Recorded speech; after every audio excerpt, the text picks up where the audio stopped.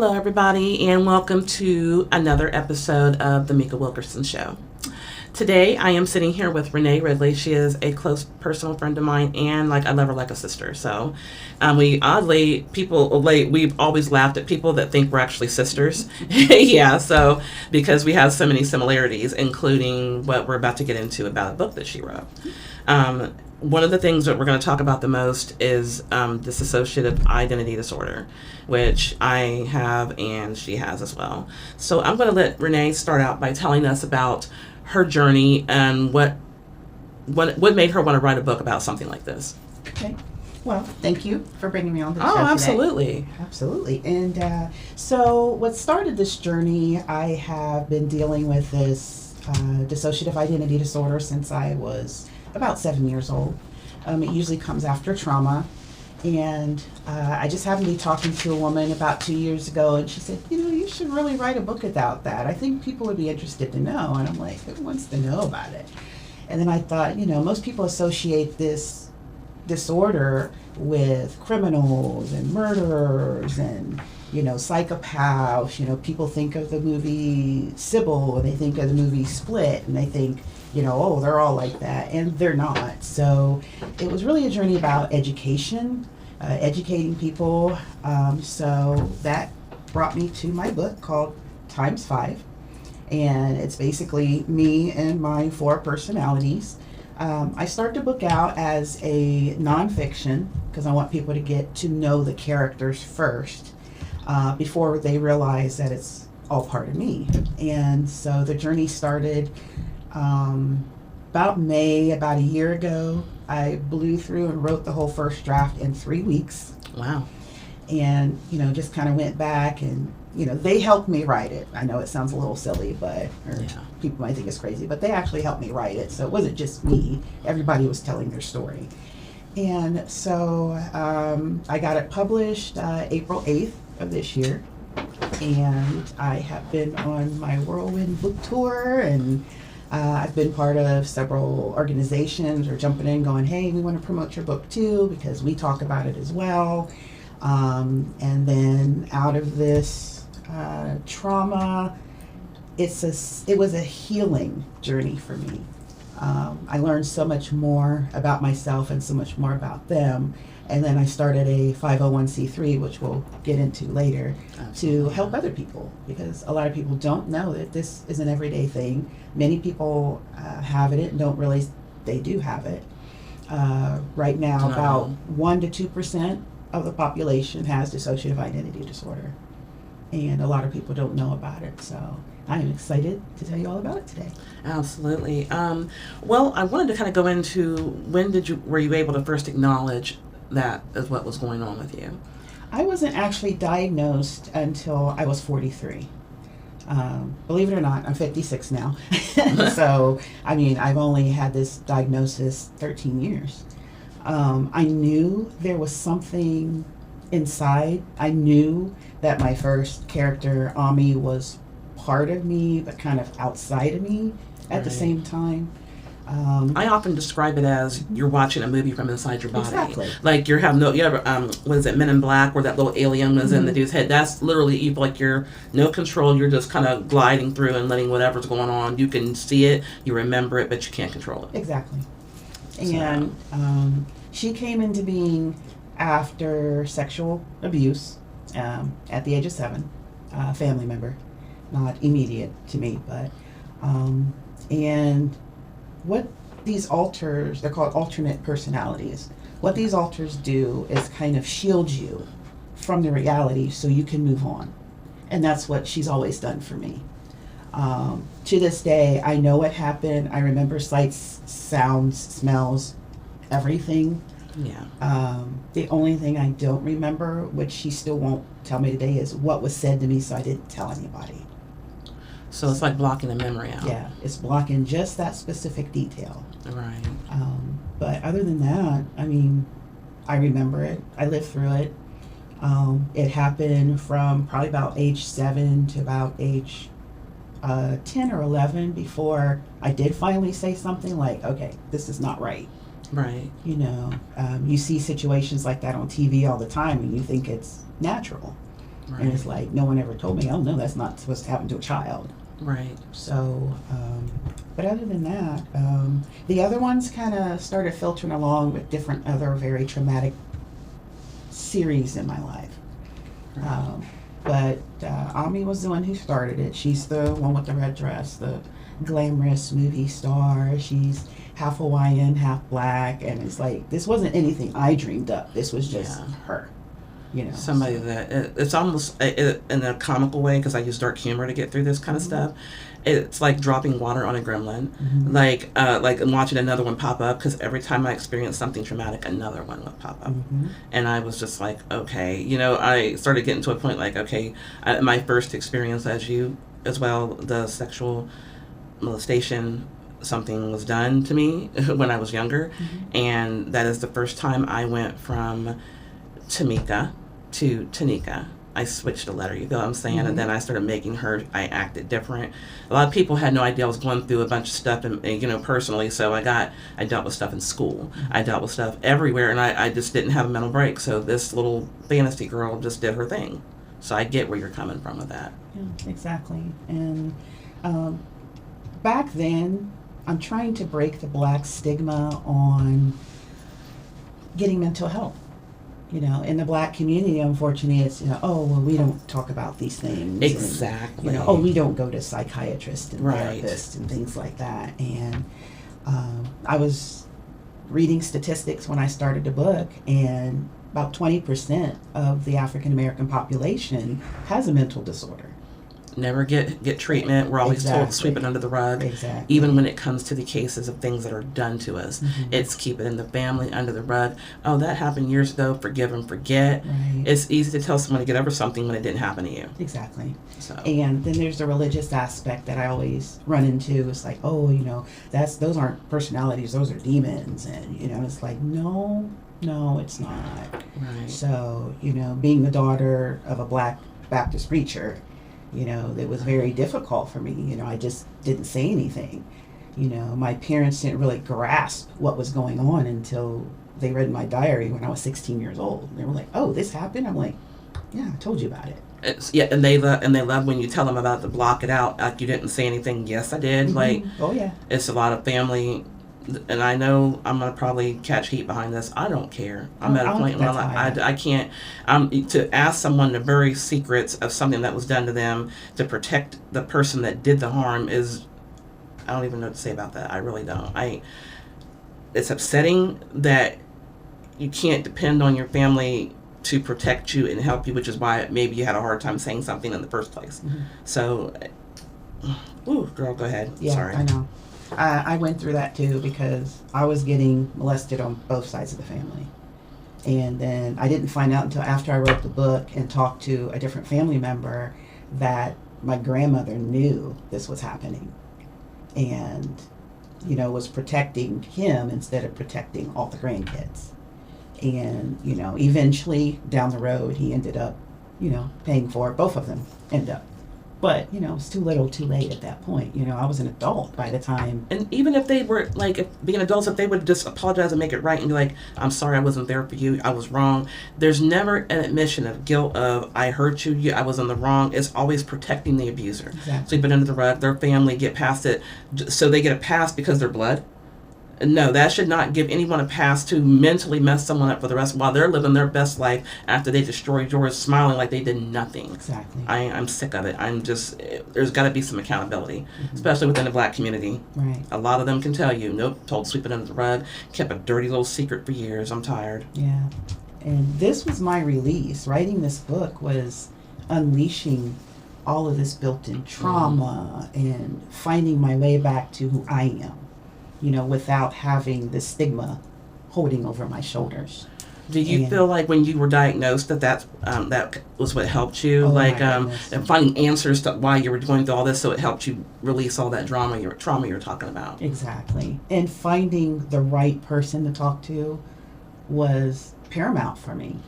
You know, because she's like, do you ever hear voices in your head? And, you know, we automatically say no. Just like when you go to the hospital, are you having thoughts of suicide? Well, if I say yes, they're going to lock me up. Right. So I'm going to say no.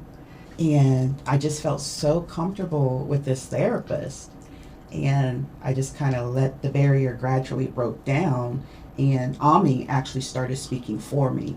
So that's how she was like, okay, look, you need to help her, because I've been carrying this for her for so long. You know, she's the gatekeeper to the other three. Right. And when she let it out, and when my personalities come out, sometimes I'm conscious that they're there, but sometimes I'm not. Exactly. And this time I wasn't. And I'm like, what happened? She's like, one of your personalities just talked to me and said it was okay for you to open up and tell the truth, because she trusted me. Wow. And I said, oh, okay. And so then I just let it all out. And she looked up her book and she's like, do you hear more than one voice? And I said, oh yeah. I said, I know somewhere in there's like an older white woman. She's the OCD part of me is her. Right. Always cleaning and having everything spiffy, tidy, like bleach clean. People walk in my house and they're like, oh my gosh, it's so clean. And I'm saying, oh no, it's dirty because I have a piece of paper on the floor. Right. How did I miss that? Right. And so she was the one who died. She's like, you have dissociative identity disorder. And I'm like, what is that? She's like, well, it used to be called multiple personality disorder, but then they changed the coding to dissociative identity. Right. Because you dissociate from yourself, and this other entity takes over for you to try to help you guide and navigate through these traumas that are happening to you. Right. And I mean, I've just been a ball of trauma. I've had sexual abuse, spousal abuse. You know, sometimes I felt child abuse, just because, you know, those Black Baptists, you know, that's where that rod spoiled that child. And believe me, I was not spoiled. Right. So, you know, it's a lot to deal with. Yeah. And it just seemed to be a recurring cycle. And this book was part of me breaking that cycle. It needed to happen. Right, that's part of your healing journey. Mm-hmm. And my background, I'm a retired elementary school principal in Columbus, Ohio. And I saw things happening to the children in my school, and I'm like, why isn't anyone doing anything about it? Right. And you're talking to the parents, and, you know, do you sense this in your child? Do you see this behavior at home that I'm seeing at school? And, you know, do you want to get some help? And nobody wanted to get their kids help. That's where it goes wrong. And then by the time they reach adulthood, they're in their ways. Yeah. And a lot of them, it's hard to break it. Mm-hmm. It is very hard to break. And just getting the word out and getting this knowledge that there's nothing wrong with having a mental health issue, especially as African Americans. Going back to what you were talking about, seeing a counselor, that's good you were seeing one that, you know, wanted to find out what was wrong with you, didn't threaten and hold things over your head. Like, exactly. The one I saw, I was so mentally broken that she threatened in order to put me on a 72-hour hold. Mm-hmm. And I felt so threatened by that, it made me clam back up and go, I can't obviously depend on you, because you're going to threaten to put me on a 72-hour hold because I'm having a breakdown because I've gone through too much. Like, that's the last thing. I told her, I said, if you do that, I'm going to run out the door and I'm not coming back. Mm-hmm. So I've been in the psych ward twice. So the first time was not helpful at all, because I actually had a doctor who looked me in the face when I got there and said, there's no such thing as dissociative identity disorder. I'm going to diagnose you as bipolar. And I said, honey, I'm not bipolar, I'm quadpolar. There's 4 of them up in my head. Right. And when he refused to do anything, and I said, then I'm leaving. If you're not able to help me, I'm leaving. Right. So to be wasting money to come and see somebody that can make my issues worse, like, why would I sign up for that? Right. And I was living in Cincinnati, and this was University of Cincinnati. And I said, no, I'm not doing this. Mm-hmm. And then they sent me to a specialist there, and she believed me. She researched, and she's like, all right, we're going to get you help. And help came in the form of medication. I still see a therapist every other week, because I don't want to go back to where everybody was unhinged. Right. Now we're like this. That's good. Help is what gets you this.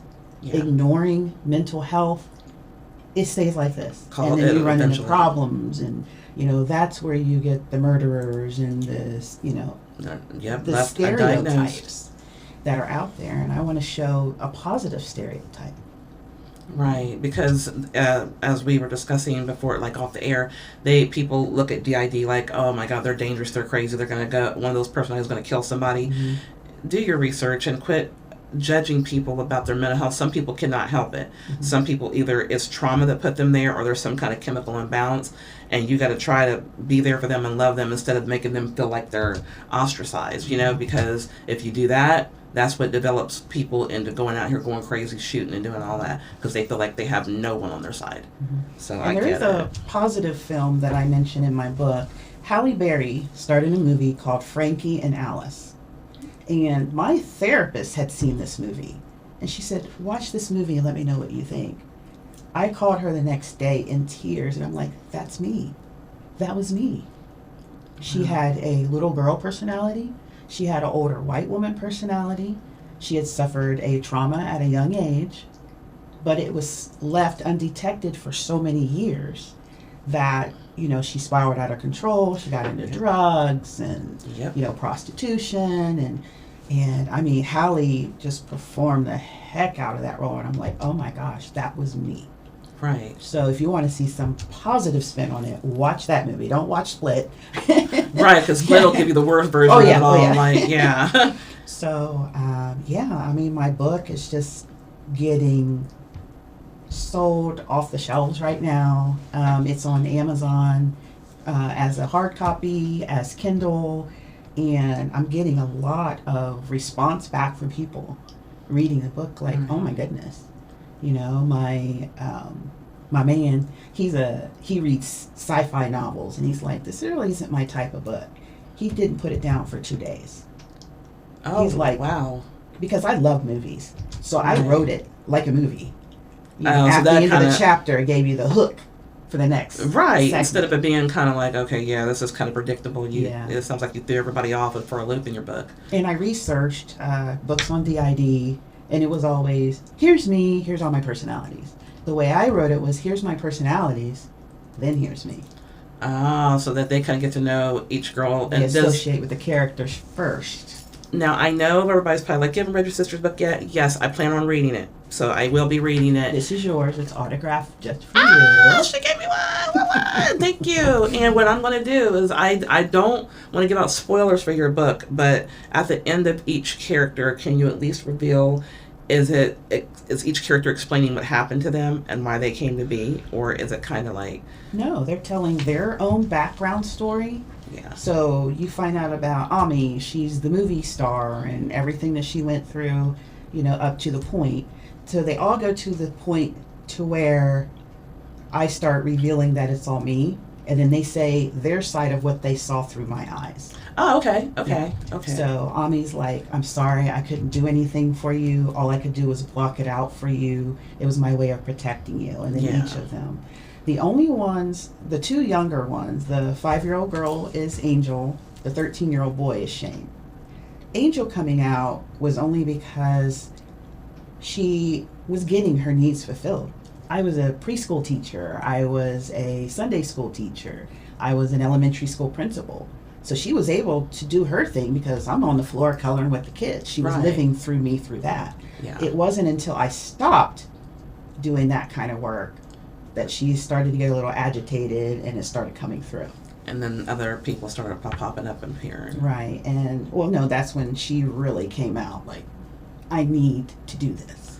Oh. And I'm part of a community where we're called Littles, where we temporarily regress and sit down and color and play and things like that, which made me kind of happy when everybody started the adult coloring books. It's like, oh, cool, now I can fit in and as an adult and color. And not feel judged, right? Yeah, exactly. But back then, it wasn't like that. And I actually ran a group in Columbus and Cincinnati for people like me who just have to regress to just get out of their head for a minute.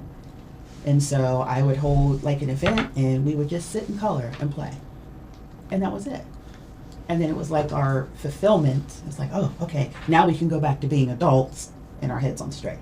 Right. So, so that was interesting.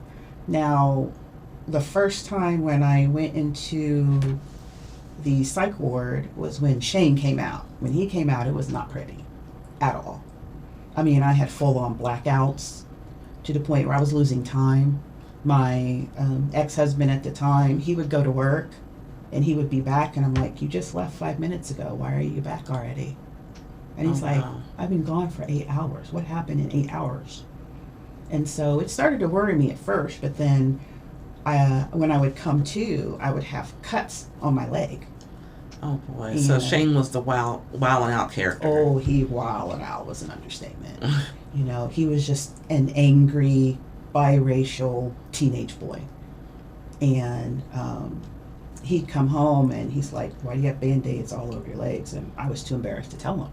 I'm like, oh, I slipped and, you know, the knife fell out of my hand. But then, you know, when I was holding scissors and things like that. And so the therapist was like, oh, you know, take all the sharp objects away out of the house. And I'm like, I just felt so small.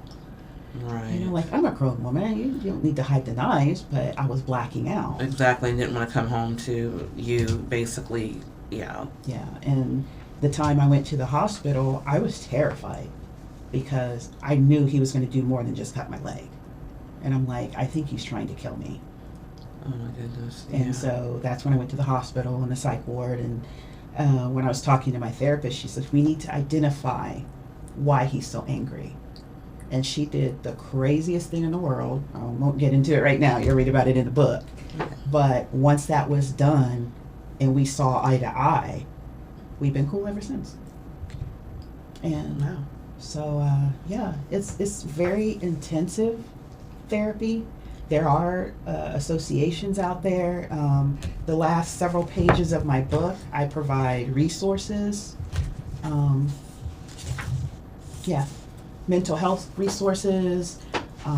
There's 2 organizations primarily devoted to dissociative identity disorder. Yeah. One's an Infinite Mind, and the other one is the International, I gotta cheat because I always mess it up. It's okay. International Society for the Study of Trauma and Dissociation. And both of them have reached out to me and they're like, when you get your book, give us a copy of your book, we'll put it on our website. Because they're finally seeing a positive spin on this. Right. Instead of the horror, the way they're making these horror movies look like, we're going to run at you, we're going to scratch you, we're going to kill you. No. CSI, Criminal Minds, you know. It's right. Like, oh, here we go again. Exactly. And so now that since you've wrote the book, are you dealing with a lot of like backlash, like any negativity that you've dealt with of people seeing all this come out? Not really. I've sold my book.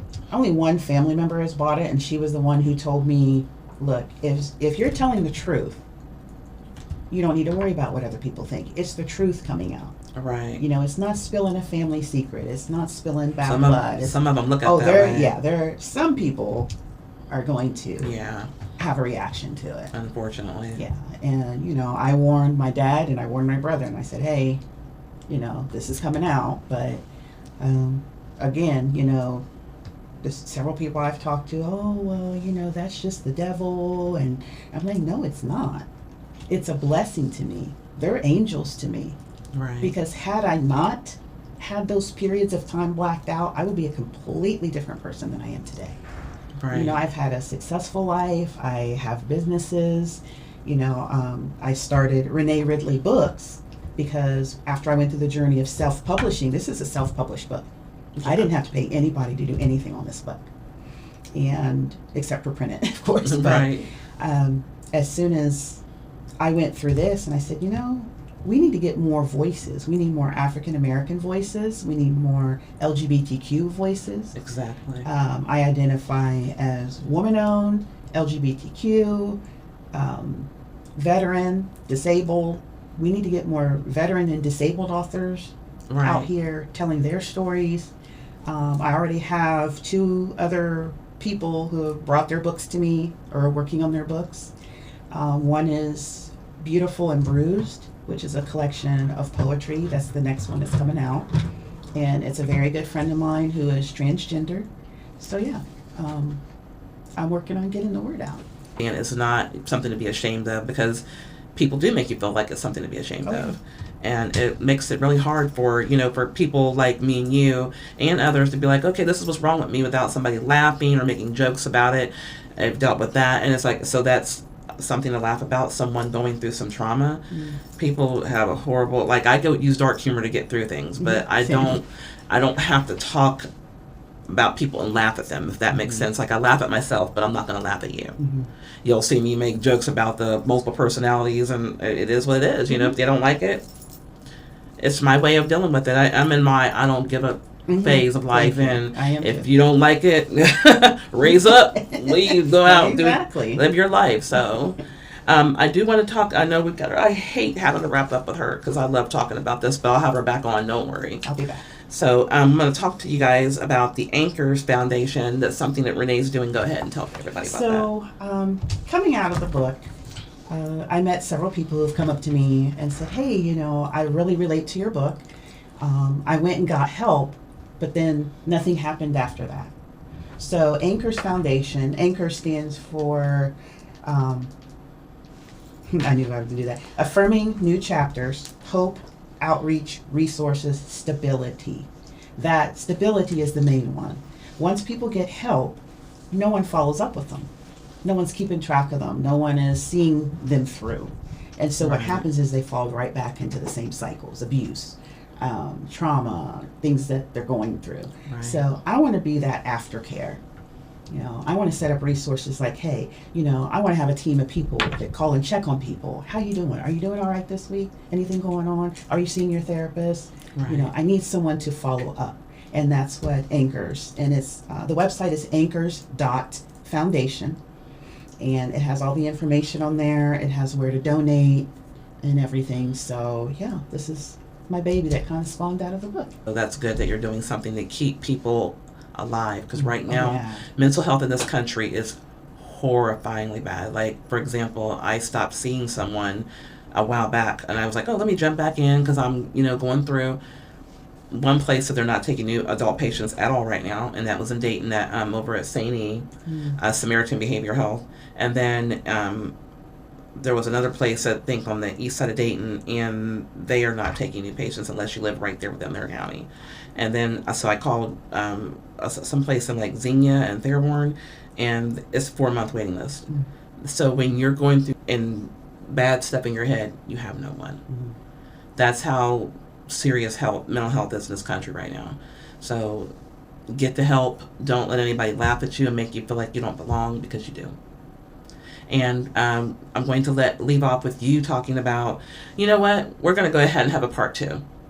To heck with it, because I know we're going to run into some time, so stay tuned for part 2.